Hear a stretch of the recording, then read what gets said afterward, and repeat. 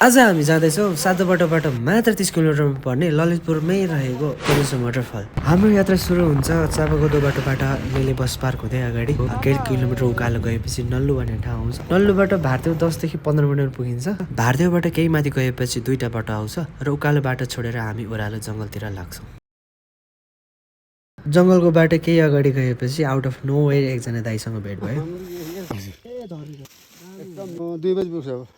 एक्लै आउनु भएको? एक्लै डर लाग्दैन नि? लाग्दैन। दाइलाई भेटेको केही मिनटमै हाम्रो डेस्टिनेसनमा हामी पुग्यौँ र this is Koleshwar waterfall. Swimming गर्ने भनेर घरबाट एक्स्ट्रा कपडा बोकेर आएको तर भारी मात्र भयो। पोखरी बनाउन त खोज्नु भएको रहेछ तर तलबाट सबै पानी बगेर जाँदो रहेछ।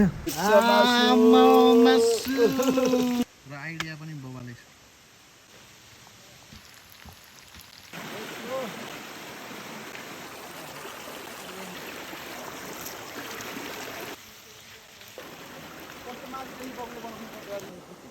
अब पालो सेकुवाको तर कुरा के भयो भने सेकुवा पोल्ने ढुङ्गा डुङडुङ पड्किन थाल्यो।